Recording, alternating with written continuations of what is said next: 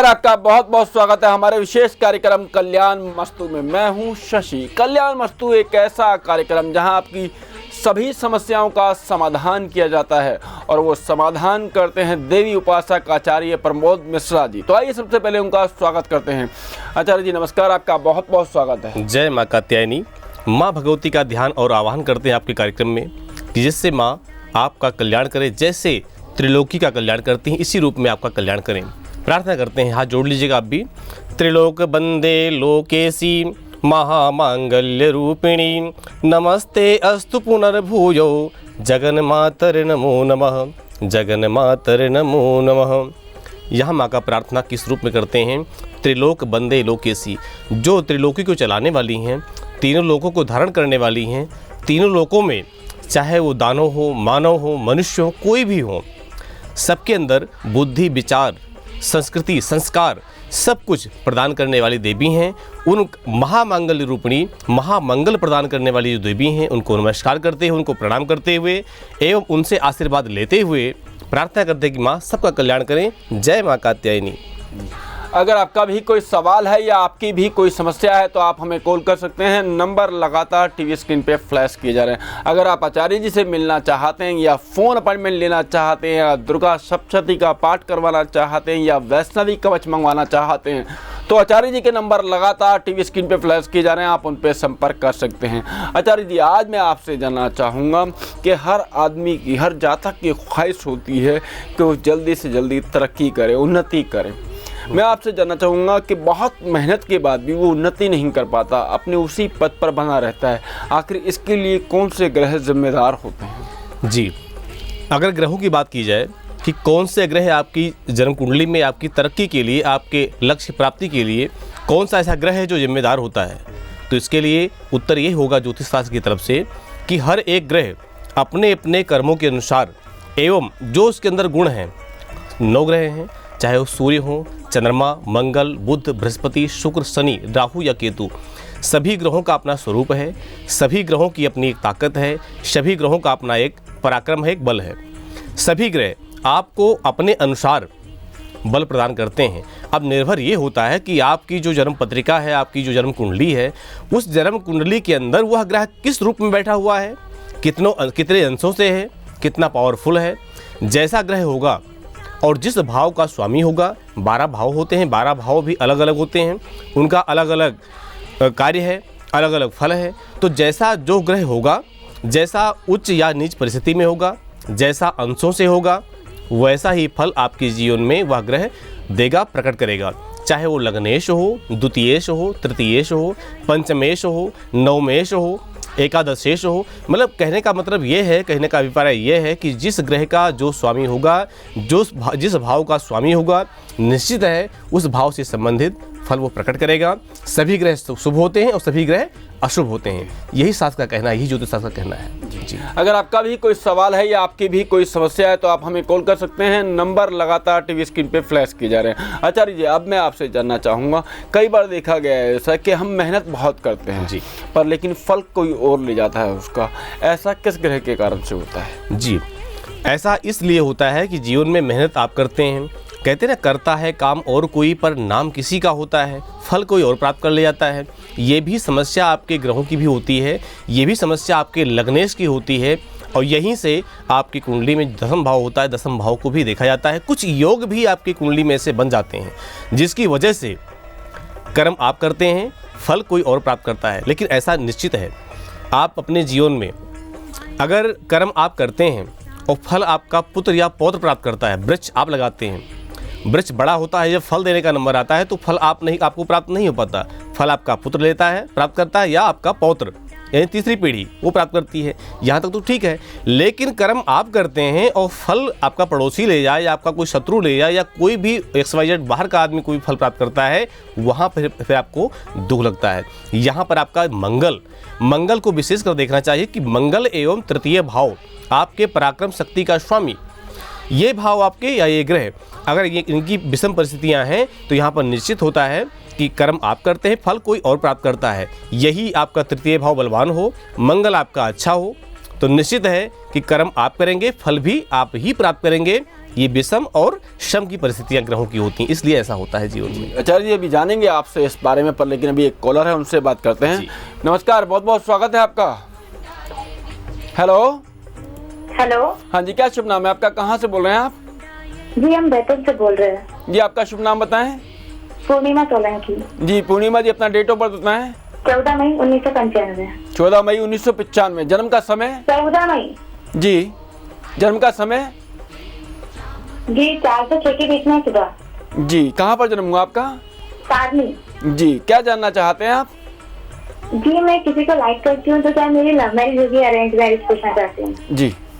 जी बेटे, आपकी पूर्णिमा देवी, आपकी कुंडली मेरे सामने खुल गई है। मेष लग्न की कुंडली है। लग्नेश मंगल आपकी कुंडली में अपनी मित्र राशि में पंचम भाव में बैठा हुआ है। आपका बेटा प्रश्न यह है कि मेरी लव मैरिज होगी या अरेंज मैरिज होगी। तो इस कुंडली के माध्यम से जो सप्तम भाव आपका है, सप्तम भाव में राहु और चंद्र का योग है, जिसे कहते हैं जो है चंद्र ग्रहण योग। तो बेटा आपके सप्तम भाव में चंद्र ग्रहण योग बना हुआ है। यहाँ पर अगर आप किसी को लाइक करते हैं, किसी को पसंद करते हैं, तो यहाँ पर पहले सर्वप्रथम आपको अपने मन पर काबू रखना होगा और चंद्रमा को बलवान बनाना होगा। चंद्रमा आपका बेटा अंशों से भी कमज़ोर है। तो बेटा एक बात और बताओ, आपका मन जो है बहुत जल्दी विचलित होता है क्या इस समय?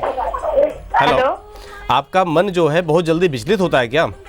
जी बहुत जल्दी बेटा विचलित होता है, क्योंकि आपका चंद्रमा जो है ना राहु से पीड़ित है।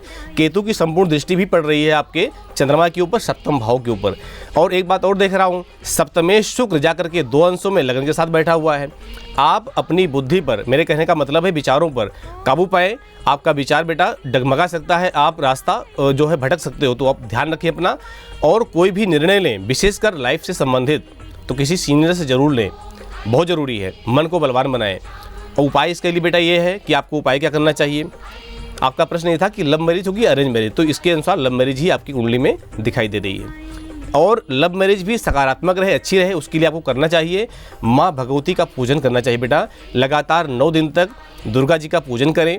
वहाँ पर गुड़हल का फूल और बेलपत्र से माँ का पूजन करें।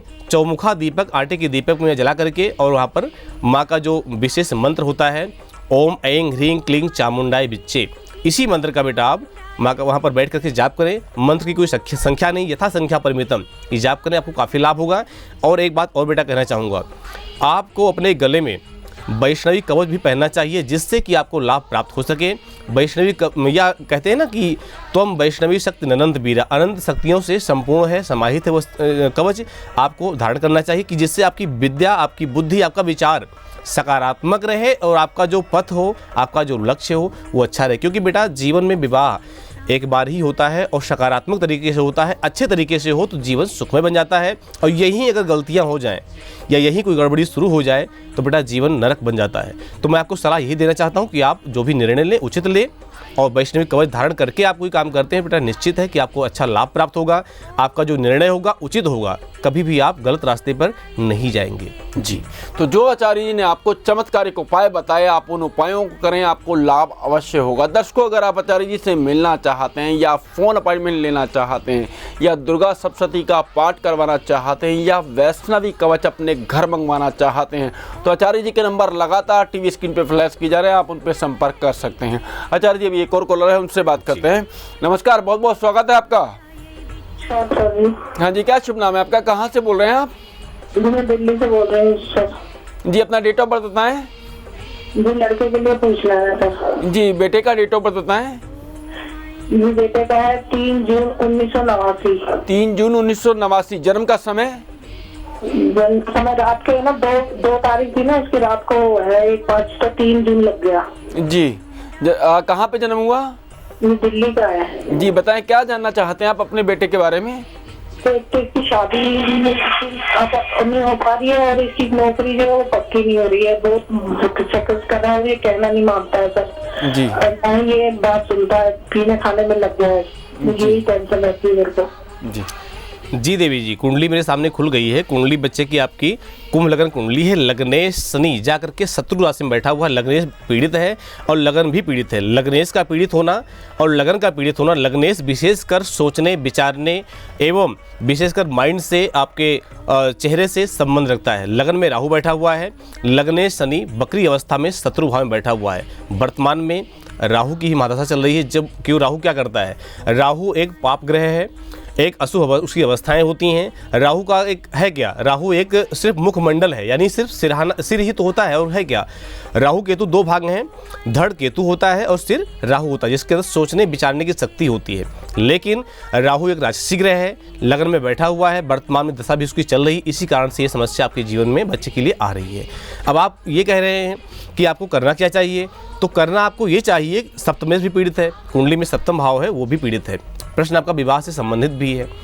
अब आपको करना ये चाहिए कि आप इस बच्चे के लिए 65,000 की संख्या में दुर्गा सप्तशती का पाठ करवाएं विद्वान ब्राह्मण के द्वारा।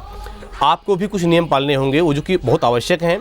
बता रहे हो कि बच्चे का खाने पीने का सिस्टम भी गड़बड़ हो गया है, मतलब जो है जो तामसी भोजन ज़्यादा करता है, ये राहु की वजह से ही कर रहा है। मादशा भी गड़बड़ चल रही है। तो आपको करना ये चाहिए कि बच्चा कर रहा है उसको करने दो, उस पर आप ज़्यादा हावी मत हो, क्योंकि वो फिर और बिगड़ जाएगा।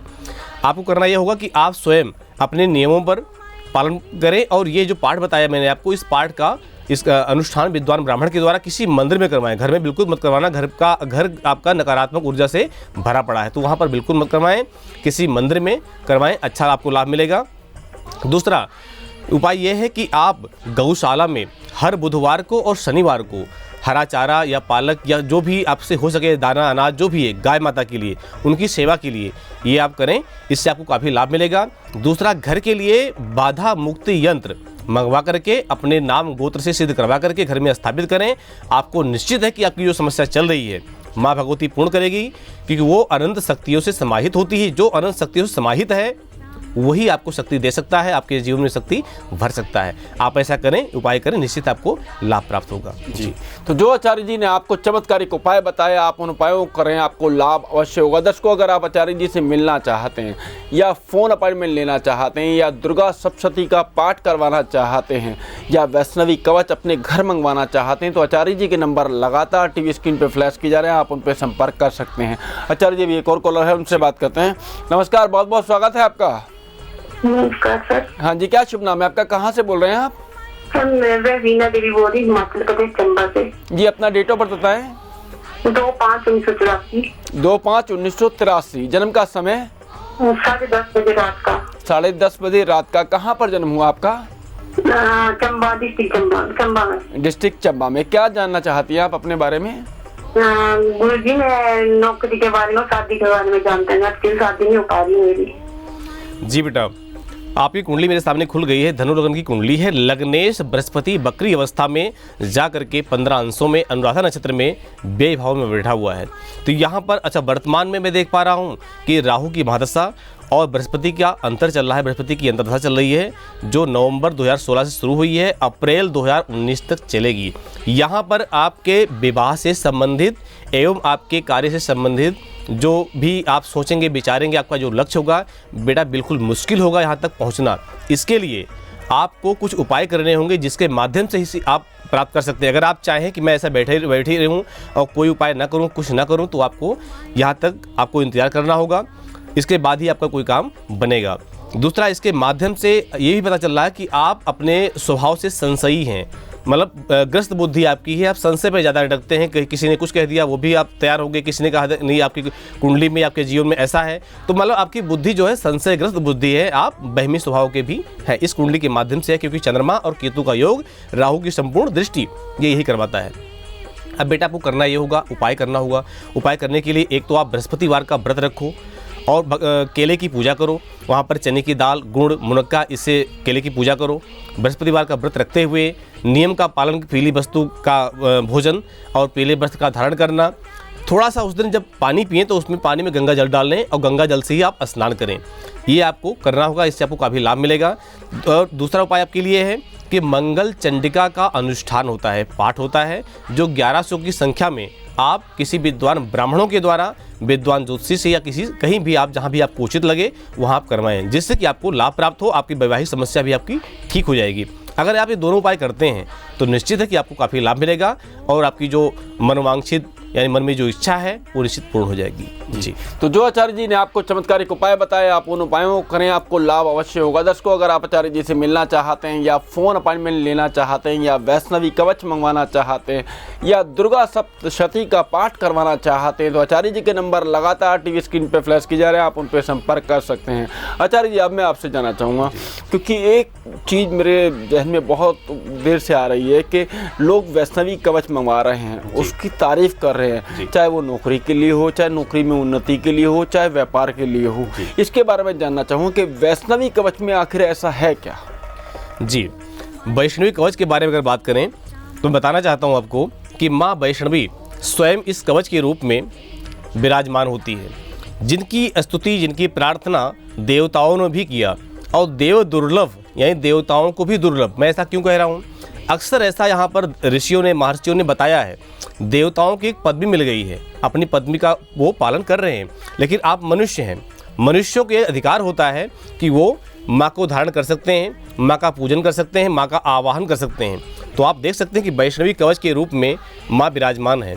इनको धारण करने से आपके जीवन में कैसी भी, कोई भी, किसी प्रकार की भी कोई समस्या होती है, कैसी भी समस्या हो, चाहे वो आपके काम से संबंधित हो, चाहे वो आपके बच्चे का पढ़ाई में मन न लग रहा हो, विद्या से संबंधित समस्या हो, आपके व्यापार से संबंधित समस्या हो, व्यापार ठीक से नहीं चल रहा है, तो क्या किया जाता है, जब आप व्यापार से या अपने भी जो भी आपकी चिंता है, आपकी जो भी कामना है, उस कामना के अनुसार जब आप वैष्णवी माँ को, वैष्णवी कवच को अपने घर में या अपने स्थान में, अपने जहाँ भी आपका कार्यालय है वहाँ स्थापन करते हैं, तो आपकी समस्या के अनुसार भोजपत्र पर देवी भागवत से या दुर्गा सप्तशती से एक दिव्य मंत्र निकाला जाता है। वो मंत्र आपकी समस्या के अनुसार होता है।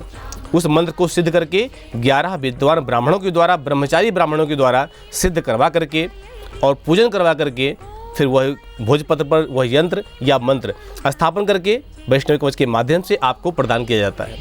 जब माँ आपके घर में पहुँचती हैं, विराजमान होती हैं, तो ये भी बताया जाता है कि आप माँ के पहुँचने के बाद उनका स्वागत सम्मान करते हुए 5 कन्याओं को, 9 कन्याओं को, 3 कन्याओं को महाकाली, महालक्ष्मी, महासरस्वती के रूप में उन कन्याओं का पूजन, प्रसाद वितरण एवं चुन्नी इत्यादि का या वस्त्र दान करते हुए, उनका सम्मान करते हुए यह कार्य आप संपादन करते हैं, माँ का सम्मान करते हैं, तो निश्चित है कि आपकी जो भी कामना होती है, जो भी चिंता होती है, जो भी समस्या होती है, उससे आप निजात पा लेते हैं। मैं इसलिए वैष्णवी कवच के बारे में बार बार कहता हूँ कि यहाँ पर देवताओं ने भी कहा है कि तुम वैष्णवी शक्ति अनंत वीर्या विश्वस्य बीजम परमासि माया सम्मोहितम देवी समस्तमेतद त्वं वै प्रसन्ना भुवि मुक्त हेतु। तो ये देवताओं ने भी कहा है कि जो वैष्णवी शक्ति है अनंत शक्तियों से समाहित है। जो अनंत शक्तियों से स्वयं समाहित है तो क्या वो आपके जीवन में अनंत शक्तियाँ नहीं भर सकती हैं? जो महाकाली, महालक्ष्मी, महासरस्वती ये 3 देवियाँ हैं, सृष्टि के 3 मुख्य देवता हैं, उनकी ये शक्तियाँ, महाशक्तियाँ हैं, आपके जीवन में अनंत शक्तियाँ भर देती, आपका जीवन भी उज्जवल हो जाता है, आपका जीवन प्रकाशमय हो जाता है। आप जहाँ भी बैठते हैं वहीं भी प्रकाश ही प्रकाश और यश ही यश प्राप्त करते हैं अपने जीवन में। जी दर्शकों, अगर आप आचार्य जी से मिलना चाहते हैं या फ़ोन अपॉइंटमेंट लेना चाहते हैं या दुर्गा सप्तशती का पाठ करवाना चाहते हैं या वैष्णवी कवच अपने घर मंगवाना चाहते हैं तो आचार्य जी के नंबर लगातार टीवी स्क्रीन पर फ्लैश किया जा रहा है, आप उन पर संपर्क कर सकते हैं। आचार्य जी, अभी एक कॉलर है, उनसे बात करते हैं। नमस्कार, बहुत बहुत स्वागत है आपका। हेलो। हाँ जी, क्या शुभ नाम है आपका, कहाँ से बोल रहे हैं? जी, क्या शुभ नाम है आपका? सर, मैं कामना देवी बोल रही हूँ। जी कामना जी, अपना डेट ऑफ बर्थ बताएं। तो डेट ऑफ बर्थ 21/2/1986। 21/2/1986। जन्म का समय? 7:45 सुबह के। जी, कहाँ पर जन्म हुआ आपका? सर, चंबा में, डिस्ट्रिक्ट चंबा। जी, बताएं क्या जानना चाहती है आप अपने बारे में? सर, मैं शादी के बारे में जानना चाहती हूँ। जी, शादी नहीं हुई अभी तक आपकी? हाँ जी सर, नहीं हुई है। जी बेटे, कामना जी आपकी कुंडली मेरे सामने खुल गई है। कुंडली आपकी जो है कुंभ लग्न की कुंडली है और लग्नेश आपका शनि जो है मंगल के साथ जा कर के 10वें भाव में बैठा हुआ है। और सप्तम भाव को मैं देख पा रहा हूँ, जो कि आपका विशेष का प्रश्न है विवाह से संबंधित। तो सप्तम भाव को बेटा देख रहा हूँ, सप्तमेश सूर्य आपके लगन में जाकर के बैठा हुआ है और चतुर्ग्रही योग बना रहा है। गुरु, सूर्य, शुक्र और बुध, ये सारे ग्रह एक साथ ही बैठे हुए हैं आपकी कुंडली में। एवं आपका जो पंचम भाव है बेटा, पंचम भाव में चंद्रमा 25 अंशों का 25.49 यानी वृद्ध अवस्था में जाके चंद्रमा बैठा हुआ है, जो कि पीड़ित भी है और जो है क्रूर ग्रह की दृष्टि भी उस पर आ रही है। तो बेटे यहाँ पर जो विवाह का योग है भी विलंब योग है, और विलंब योग कुंडली में भी बना हुआ है और वैसे भी आपका बेटा विलंब योग चल रहा है। यहाँ पर जो है सितंबर 2017 के बाद वैवाहिक योग बनना आपका शुरू होगा। और एक बात और देख पा रहा हूँ, जो आपका सप्तम भाव है, सप्तम भाव बेटा आपका पीड़ित भी है। यहाँ पर आपका स्वभाव और आपका विचार, ये दोनों जो है उथल पुथल होते रहते हैं। कब से अक्सर आपके मन में चंचलता या ऐसे विचार अक्सर आपके अंदर आते रहते हैं। तो बेटे आपको इस थोड़ा ध्यान देना चाहिए, अपने विचारों पर, अपनी बुद्धि पर भी ध्यान देना चाहिए। अब आपका विवाह से संबंधित आपको उपाय क्या करना चाहिए, यहाँ पर एक दुर्गा सप्तशती का एक मंत्र होता है, मंत्र आप ध्यान से सुन लो। यहाँ पर मंत्र है, देहि सौभाग्यम आरोग्यम देहि में परमम सुखम रूपम देहि जयम देहि यशो देहि दुसो जयि। इस मंत्र का बेटा किसी विद्वान ब्राह्मण के द्वारा अनुष्ठान करवाना, और अनुष्ठान की संख्या होती है 51,000। ये अनुष्ठान करवाना होगा आपको। और स्वयं आपको उपाय क्या करना होगा कि हर शुक्रवार को और सोमवार को अपने हाथों में, दाहिने और बाएं हाथों में मेहंदी का बेटा लेपन करें। कोई ऐसा नहीं कि डिजाइन बनवाएं, वैसे लेपन करें। और मेहंदी का तिलक और मेहंदी का हाथों में लगाना माता पार्वती को, जो शंकर जी के पास बैठी होती हैं, माता पार्वती को वहाँ भी चढ़ाएं मेहंदी का। और बाकी श्रृंगार होता है सामान, वो माँ को ऐसे अर्पण करें। माँ के ऊपर सिंदूर का भी लेपन करें, सिंदूर माँ को चढ़ाएं। शिव परिवार का शिव पंचायतन में देखते होंगे शंकर जी और पार्वती जी, उनका मौली के द्वारा 7 बंधन करें, यानी मौली से 7 बार बांधें। पंचामृत का स्नान कराएं, आपको काफ़ी लाभ देगा। और जो मैंने मंत्र बताया, इस मंत्र का किसी विद्वान ब्राह्मण के द्वारा अनुष्ठान करवाना है बेटा, आपको निश्चित लाभ मिलेगा। बेल के पत्र जब आप पूजा करने जाएं माता जी का, तो बेल के पत्र 11 की संख्या में ले जाएं। 11 बेल पत्र साबुत होने चाहिए, वो भी माँ को अर्पण करें। वहाँ पर सिर्फ ओम ह्रीं गौरे नमः इस मंत्र से जपते हुए, कहते हुए और बेलपत्र चढ़ाएं। वहाँ बैठ कर इसी मंत्र का जाप करें, ओम ह्रीं गौरे नमः। इसका यथा संख्या परिमितम, कोई संख्या नहीं, कितना करना चाहिए, जितना भी आपसे हो सकता है उतना करें बेटा, आपको निश्चित लाभ होगा। साथ में एक उपाय आपको और करना चाहिए, किसी पढ़ी लिखी लड़की को, जो लड़की जिसकी उम्र कम से कम 12 साल से नीचे पढ़ी लिखी हो, उसको दुर्गा सप्तशती का पुस्तक दान करें। उससे बोले बेटा इसको पढ़ना है आपने, जैसे भी हो जितना पढ़ सकती पढ़ेगी, लेकिन आपने ये काम करना है। इसके लिए तिथि है अष्टमी, अष्टमी के दिन करना है। आपको बेटा काफ़ी लाभ मिलेगा, काफ़ी इससे सुधार होगा और जल्दी से जल्दी विवाह का योग बन जाएगा, विवाह आपका हो जाएगा। आप मुझे जरूर फ़ोन करोगे, धन्यवाद दोगे, बधाई दोगे। जी। तो जो आचार्य जी ने आपको उपाय बताया, आप उन उपायों को करें, आपको लाभ अवश्य होगा। दर्शकों, अगर आप आचार्य जी से मिलना चाहते हैं या फ़ोन अपॉइंटमेंट लेना चाहते हैं या दुर्गा सप्तशती का पाठ करवाना चाहते हैं या वैष्णवी कवच मंगवाना चाहते हैं, तो आचार्य जी के नंबर लगातार टीवी स्क्रीन पे फ्लैश की जा रहा है, आप उन पर संपर्क कर सकते हैं। आचार्य जी, अब मैं आपसे जानना चाहूँगा, जिन जातकों की नौकरी में उन्नति नहीं हो रही या किसी भी चीज़ में उनकी प्रमोशन नहीं हो रही, उन्हें क्या उपाय करने चाहिए जिससे कि उनकी उन्नति हो, उनकी प्रमोशन हो? जी, सबसे पहले तो आपको ये देखना चाहिए कि आपकी जन्म कुंडली में कौन सा ग्रह कमज़ोर है। विशेषकर लगन का स्वामी, पंचम का स्वामी, नवम का या दसम भाव का स्वामी, इन चारों भावों को आपको देखना चाहिए कि चार आपके भाव के स्वामी, इनकी परिस्थिति क्या है। इनमें में से जो भी ग्रह कमज़ोर हों, जिन भावों के स्वामी आपके कमज़ोर हों, तो विशेषकर आपको उन्हीं ग्रहों से संबंधित जो भी आप कर सकते हैं, आप स्वयं नियम पालन कर सकते हैं। मंत्र पूजा, पाठ, दान, ये सारे आपके लिए बहुत उपयोगी होते हैं। और इनमें से संकल्प करके अपने नाम गोत्र के अनुसार अगर आप माँ का सहारा लेते हैं, वैष्णवी का सहारा लेते हैं, वैष्णवी का पूजन करते हैं या दुर्गा सप्तशती का अनुष्ठान करवाते हैं आप, तो ये चमत्कार फिर आप ही समझ पाएंगे। ये तो सिर्फ मैं आपको बता रहा हूँ, लेकिन क्योंकि आप करेंगे तो फल आपको मिलेगा, तो ये आप ही समझ पाएंगे कितना फल आपको प्राप्त हुआ और क्या आपकी कामना थी, कामना निश्चित कैसे पूर्ण हुई। एक चमत्कार ही आपके जीवन में है। तो इन भावों को समझते हुए, उनके अनुसार उपाय करते हुए अगर आप ऐसा करते हैं तो निश्चित है कि आपका जो भी जीवन में तरक्की रुकी हुई है, आपका मंजिल प्राप्त करना चाहते हैं लेकिन प्राप्त नहीं कर पा रहे हैं, वहाँ भी उथल पुथल हो रही है आपके विचारों में, आपके मन में, वो उथल पुथल शांत हो जाएगी।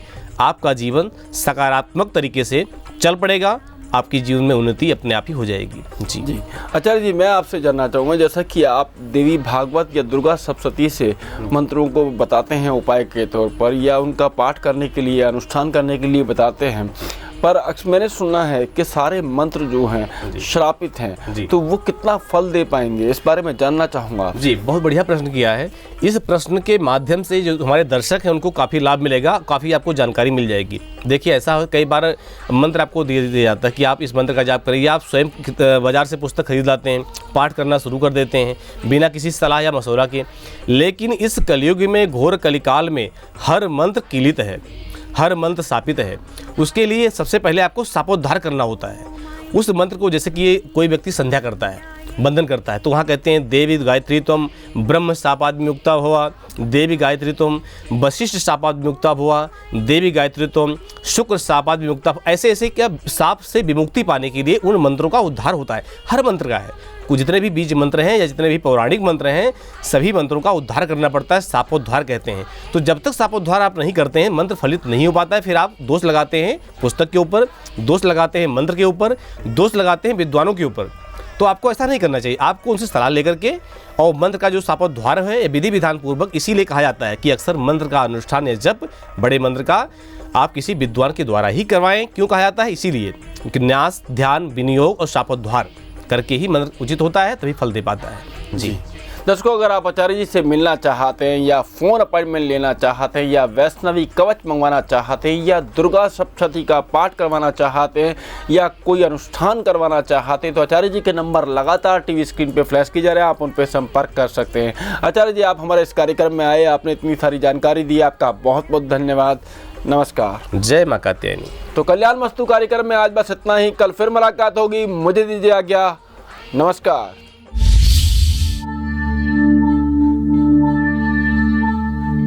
दुर्गा सप्तशती शक्ति साधना का सबसे शक्तिशाली ग्रंथ, 700 श्लोक, 13 अध्याय।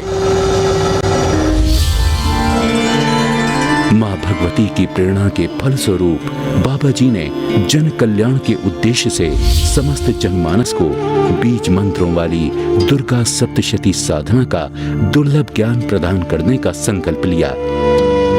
ये बीज मंत्र लिपिबद्ध नहीं थे। ये बीज मंत्र आकाश में व्याप्त कुछ ध्वनियां यानी सेलेस्टियल साउंड थी, जिन्हें कुछ अवधूतों ने चेतना की उस अवस्था में पहुंचकर उस सेलेस्टियल साउंड को सुना और उन पर गहन साधनाएं की।